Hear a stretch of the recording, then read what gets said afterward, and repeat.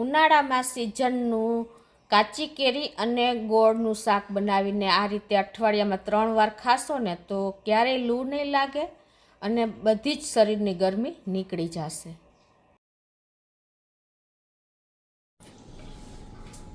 Hello friends, super magic રસોઈમાં મિત્રો હું આપનું સ્વાગત કરું છું. આજે હું કાચી કેરી અને ગોળનું શાકની રેસીપી તમારી સાથે શેર કરું છું, જે આપણને એકદમ લૂથી અને ગરમીથી બચાવે છે. ઉનાળામાં ખાસ કાચી કેરી હોય છે ને ત્યારે આપણે આ શાક બનાવી લેવું જોઈએ, અને જેને આપણે એકદમ વર્ષો પરંપરાગત શબ્દ ગરમાળું કહીએ છીએ. તો એકદમ હેલ્ધી અને ટેસ્ટી એવું આ શાક બનશે, જે આપણે આ 2 થી 3 મહિના બનાવીને આપણે અઠવાડિયામાં 3 વાર બનાવીએ ને તો બિલકુલ આપણા શરીરની ગરમી નીકળી જાય છે અને એકદમ હેલ્ધી હોય છે. તો ચોક્કસ તમને આ વિડીયો ગમશે. ગમે તો લાઈક કરજો, શેર કરજો અને સબસ્ક્રાઈબ કરવાનું નવા મિત્રો ભૂલતા નહીં, અને બાજુમાં રહેલ બેલ આઇકનને પણ પ્રેસ કરજો, જેથી કરીને લેટેસ્ટ વિડીયોની માહિતી તમને ડેઈલી મળતી રહે. અને બાજુમાં રહેલું હાઈપ બટનને પણ પ્રેસ કરજો, જેથી કરીને અમને લોકોને અમુક પોઈન્ટ્સ મળતા રહે. તો હવે એના ઇન્ગ્રેડિયન્ટમાં આપણે કાચી કેરી એટલે કે તોતા કેરી અત્યારે લીધી છે. તમે કોઈ પણ કેરી લઈ શકો છો. કેસર છે, પછી આપણે હાફૂસ છે, કાગડા કેરી છે. તો જે આ મેં અત્યારે 250 ગ્રામ છે આ કેરી, અને 2 થી 3 ટેબલ સ્પૂન ફુદીનો, 2 થી 3 ટેબલ સ્પૂન ધાણા ભાજી, અને આપણે ગોળ લીધો છે, વરિયાળી છે, તલ છે, અને રૂટીન મસાલામાં આપણે લાલ કાશ્મીરી મરચું લેશું અને આપણે હિંગ લેશું. તો બનાવવાનું ચાલુ કરીએ. અને આ એકદમ સાત્વિક શાક બને છે, એટલે આપણે આમાં રાઈ, જીરું કે કોઈ પણ જાતના મેથી કે ગરમ ઇન્ગ્રેડિયન્ટ નહીં વાપરીએ, કેમ કે આ ઉનાળાનું શાક છે. અને આ શાક આપણે લૂથી બચવા માટે બનાવીએ છીએ, કે ઉનાળામાં એટલી કડકડતી ગરમીમાં આપણને બિલકુલ તમારા શરીરને ગરમી નહીં લાગે, લૂ પણ નહીં લાગે ગમે એવી બહાર તડકામાં જાશો તો. એટલે આ કોઈ વધારાના ઇન્ગ્રેડિયન્ટ આપણે શાકના નથી યુઝ કરતા. એને બદલે આપણે વરિયાળી છે, તલ છે, અને આપણે ઘીનો ઉપયોગ કરશું, તેલનો પણ ઉપયોગ નથી કરવાના. તો પહેલાં તો આપણે આ કેરીની છાલ ઉતાર લેશું, આગળ પાછળની ડંઠલ દૂર કરીને. મેક્સિમમ આપણે અત્યારે ઉનાળામાં કાચી કેરી વરસમાં એક જ વાર આવે છે, અને એ ઋતુ અનુસાર આવે છે. એટલે આપણે ઉનાળામાં કાચી કેરીનો ઉપયોગ કરીએ છીએ ને તો આપણને ગરમીથી આપણી શરીરની બધી જ ગરમી નીકળી જાય છે. જે રીતે આપણે શિયાળામાં ગરમ લાલ મરચાંનો ઉપયોગ કરીએ તો શરીરમાં ગરમાવો આવે છે, સૂકો મેવાનો ઉપયોગ કરીએ છીએ, પછી આપણે ખજૂરનો, જે ઋતુ વાઇઝ આપણને કુદરતે ફળ આપ્યા છે ને તો એનો મેક્સિમમ ઉપયોગ કરી લેવો જોઈએ મિત્રો. આપણી આ હેલ્થ પણ આનાથી સારી રહે છે. ઋતુ અનુસાર કોઈ પણ ફ્રૂટ, ફળ કે શાકભાજીનો ઉપયોગ કરીએ ને તો એને રિઝનેબલ ભાવમાં પણ પડે છે. તો આ રીતે આપણે પહેલાં છાલ રિમૂવ કરી દઈએ, અને હવે આના આપણે નાના એવા કટકા કરી લઈશું. બહુ મોટાય નહીં અને બહુ નાનાય નહીં એવા.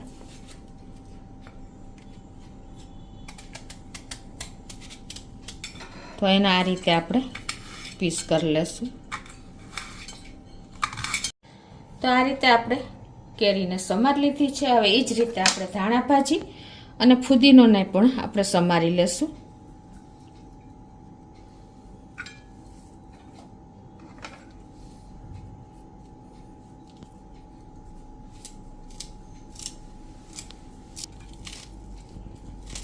તમે તમારા ટેસ્ટ એકોર્ડિંગ આમાં પણ ફુદીનો છે એમાંય ટેસ્ટ વધઘટ કરી શકો છો. તો આ રીતે આપણે ફુદીનો અને ધાણા ભાજીને સમારી લીધી છે. હવે આપણે નોનસ્ટિક પેન લેશું, કોઈ પણ જાડા તળિયાવાળું પેન લઈ અને ગેસ ઓન કરીને ગેસની ફ્લેમ આપણે મીડિયમ રાખશું.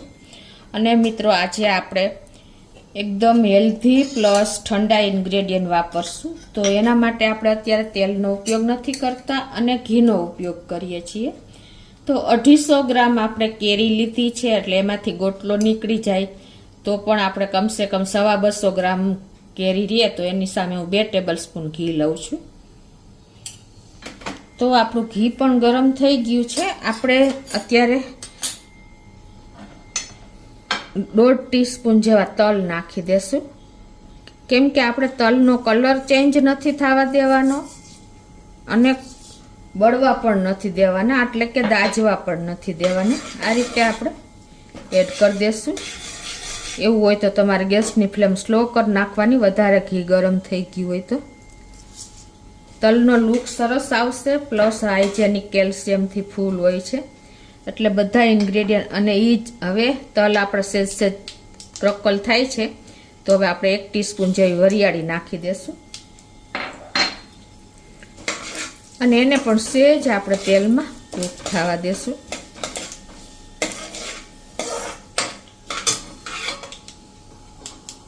અને હવે જે આપણે કેરી સમારી છે એ કેરીના પીસ નાખી દેશું. મિત્રો, આપણે કાચી કેરીની કચુંબર કરીએ છીએ કાંદા સાથે, એ પણ આપણને ગરમીથી બચાવે છે, પણ એક અલગ જ વર્ઝન એટલે કે શાકની રેસીપી મેં તમારી સાથે શેર કરું છું. આ પણ તમને રોટલી સાથે ખાવાની બહુ મજા આવશે. આ શાક આપણે ખાટું, મીઠું અને તીખું એકદમ ટેસ્ટી એટલે કે ચટાકેદાર બને છે.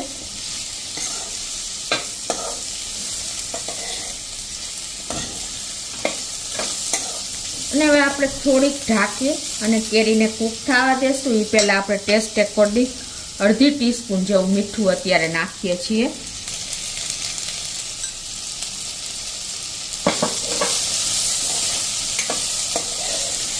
અને હવે આને ઢાંકીને આપણે કૂક થવા દેશું. કેરીને કૂક આપણે ફૂલ નથી કરવાની, 80% જેવી કૂક કરશું.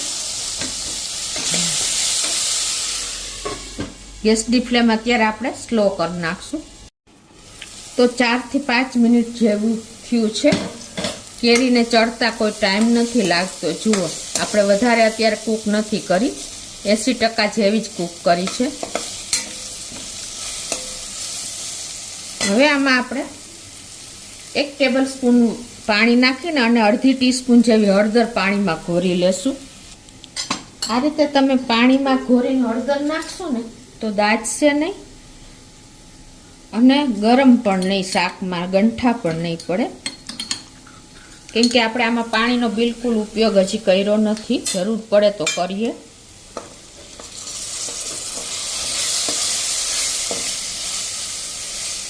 અને હવે 1 ટીસ્પૂન જેવું આપણે કાશ્મીરી લાલ મરચું નાખીએ.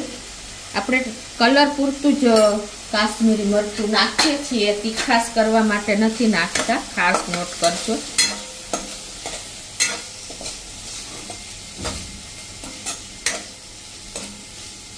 અને થોડુંક 1 ટેબલ સ્પૂન જેવું પાણી નાખી દેશું, વધારે નહીં નાખતા.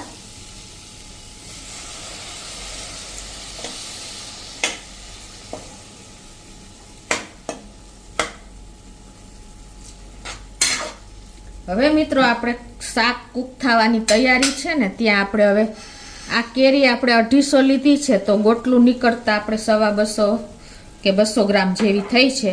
કેરીની ખટાશ ઉપર આપણે ગોળ એડ કરવાનો છે. અત્યારે હું 2 ટેબલ સ્પૂન જેવો ગોળ, દેશી ગોળ લીધો છે, એ એડ કરું છું. એટલે ટૂંકમાં બેલેન્સ થઈ જવું જોઈએ, ખાટો, તીખો અને મીઠો ટેસ્ટ આપણે આ શાકનો લેવાનો છે. તો આ રીતે આપણે ગોળ પણ મિક્સ કરી દઈએ.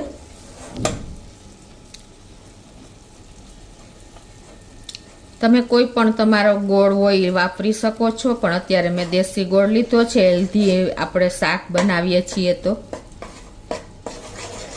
તો હવે આને 1 જ મિનિટ જ, હવે ટાઈમ બહુ નથી, કૂક થવા દેશું.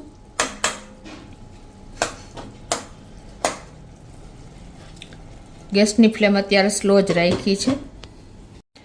તો 1 મિનિટ જેવું થયું છે અને જુઓ, આપણું શાક પણ સરસ કૂક થઈ ગયું છે, તમને ખ્યાલ આવી જતો હશે. હવે આમાં આપણે ફુદીનો અને ધાણા ભાજી એડ કરી દઈએ.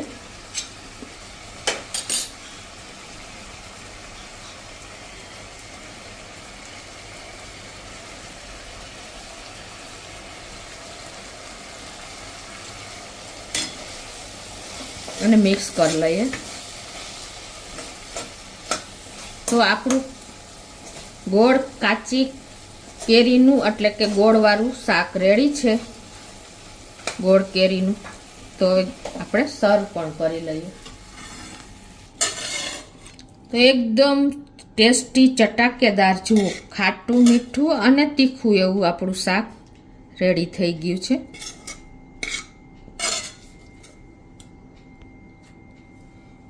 આ રીતે આપણે ઉપરથી ધાણા ભાજી અને ફુદીનો તમારે નાખવો હોય તો ફુદીનો પણ નાખી શકો છો. તો આપણું કાચી કેરી ગોળ કેરીનું શાક રેડી જ છે. તો ચોક્કસ તમે આ ઉનાળામાં એક વખત આ રીતે ટ્રાય કરજો.